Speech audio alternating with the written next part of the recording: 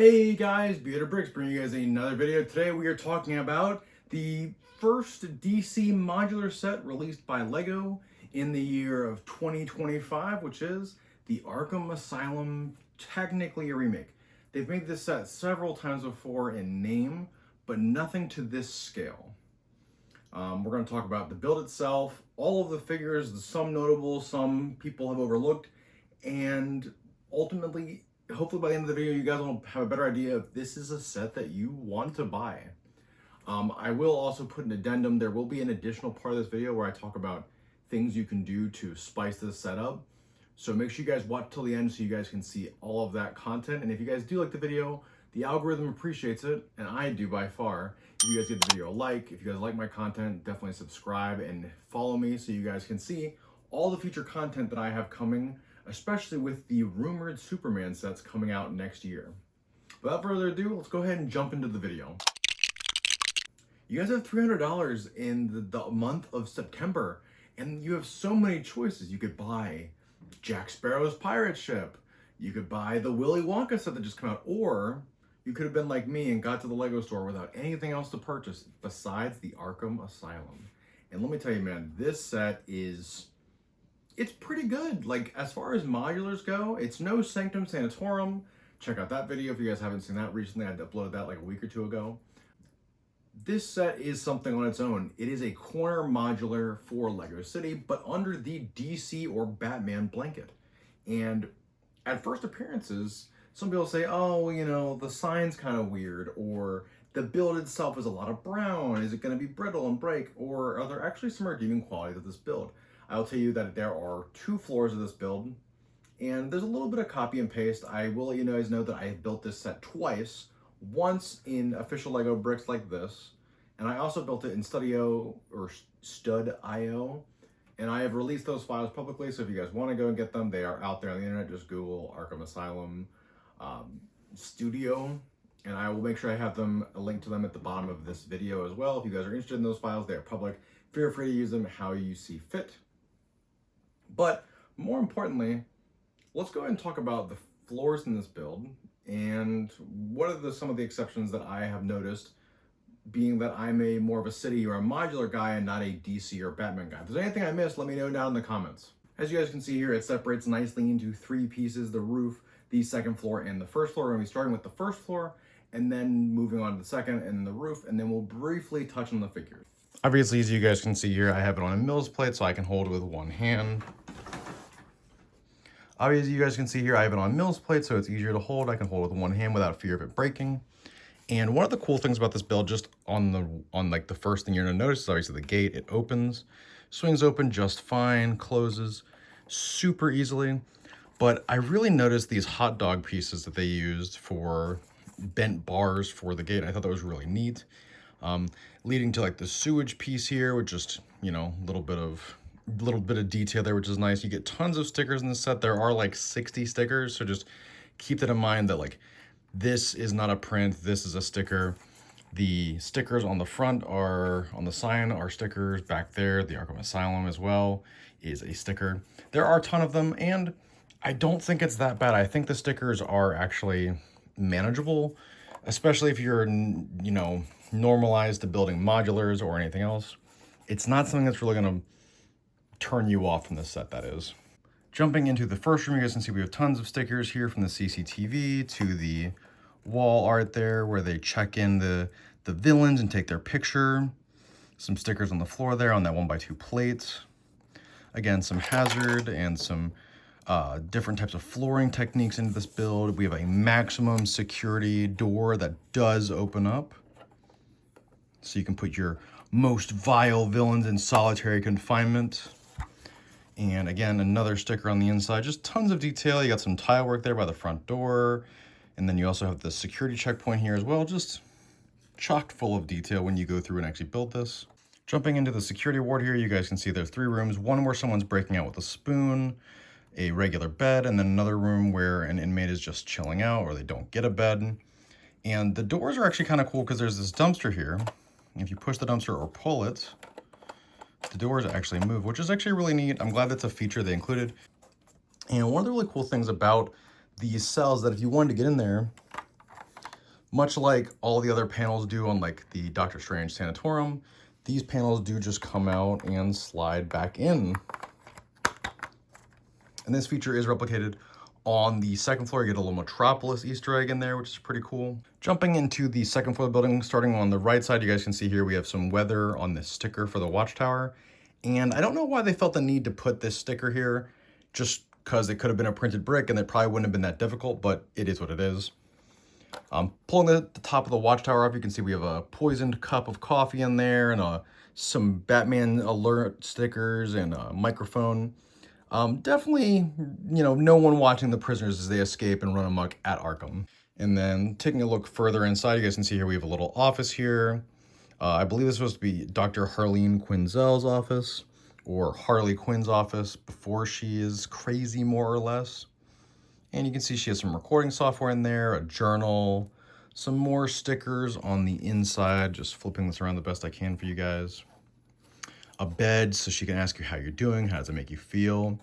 And one of the really neat things about this build is, I will say, it's this window. However, it uses a technique with it's like a 1x2 pole or 1x2 pin that is a little uneasy for me personally. I know that they don't do illegal building techniques technically, but it definitely just doesn't feel right.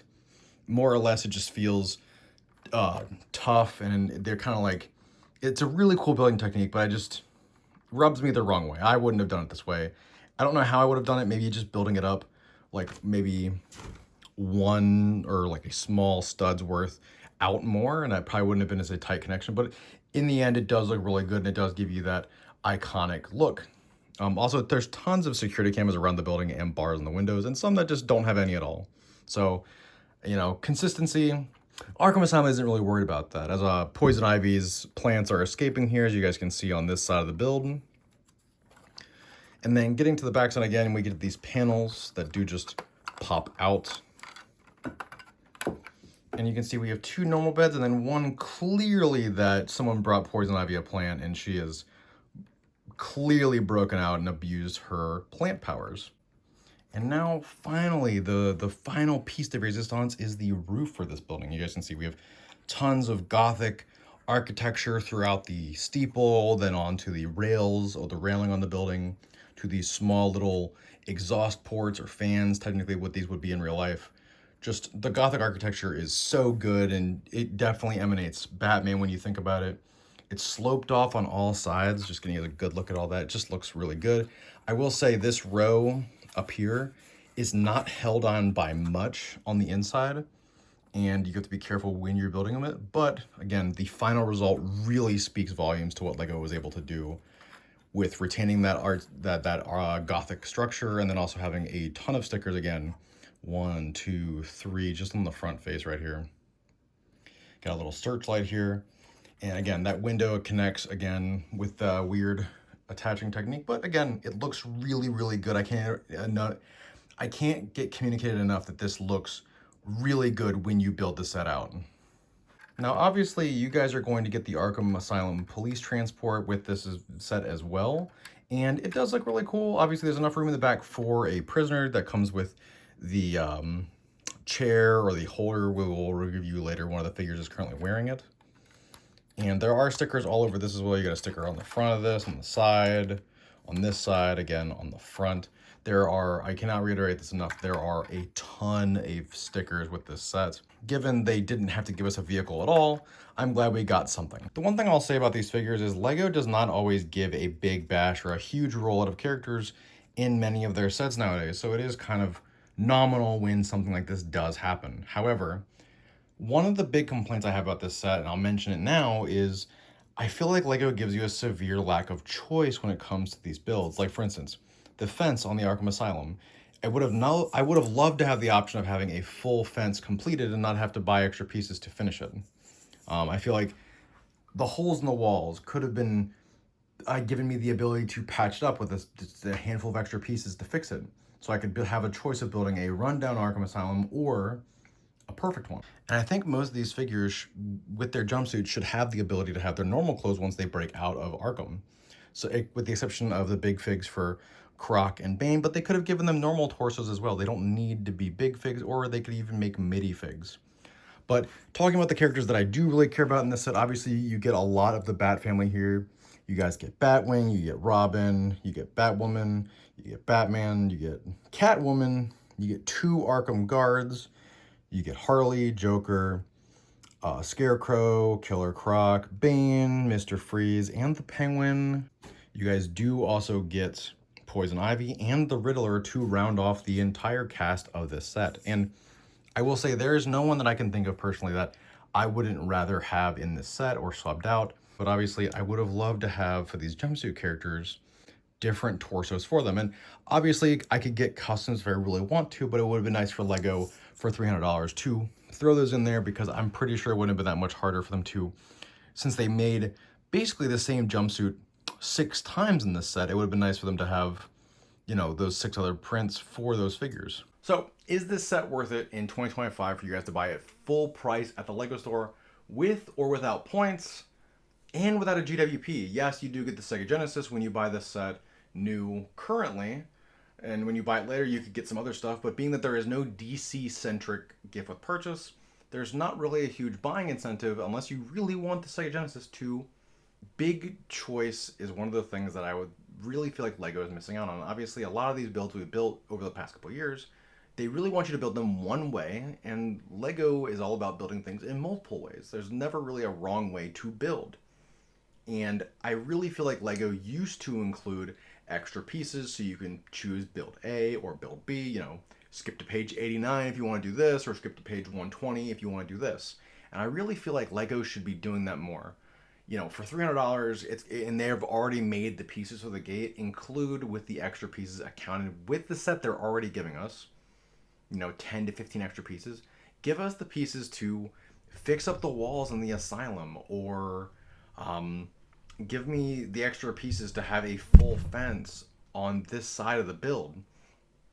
And I feel like a lot of fans would really appreciate that. You know, on the back of some of the rooms in here, there are also broken walls and stuff. I understand that they want us to build the run down, you know, the villains are running the asylum, but some things that, again, I need to reiterate, there are a lot of stickers with this set, like 65 stickers. But ultimately, is this set worth it for you guys to buy? I do. I think you guys should buy it on sale, wait till Christmas, or save your points up and get the set. However, and this is where I get to do my little plug, I did, like I mentioned at the beginning of this video, I made the IO files available for this set publicly. Just Google them, they're all over the place, you'll find them. And the one thing I will say about that is I am planning, with this base plate that has all the figures on it, I'm going to build an extension of the Arkham Asylum, and I'll be posting it online. I'm not sure if I'm going to make it free or if I'm going to have $5 on it. I'm not sure. It just depends on how well it's received by the community, and ultimately, is it something that I'm going to do going forward? I really do feel like Lego should put out the IO files for these sets so people can easily make mocks for them well in advance. The moment they're announced, they put out the IO files so that mock makers can do their thing, instead of waiting till release, buying the set, using the instructions online, and building them over the course of several weeks on the Stud.io application. But I'm going to take this base plate and make Arkham Asylum larger. I'm going to add an area for the Vanda Park. I'm going to add another area, another 2-story area with some inspirations from the Arkham Asylum games, and just a little bit more detail that I can probably jam in there with some different building techniques, just to try to flex my skills just a little bit to make something unique and cool for my city. And it also will allow the Arkham Asylum to not just be a wedge or an end cap for a street. I'll be able to have more things going on with it, which I'm really excited to do. And when I do make that content, you guys will be the first to see it here on my channel. Don't forget to like, subscribe, hit the notification bell so you guys can see when I put that video out, and follow me for the updates on it. And as always, I've been Bearded Bricks, and I hope you guys have a wonderful rest of your day. Have a good evening, and I'll see you guys next time.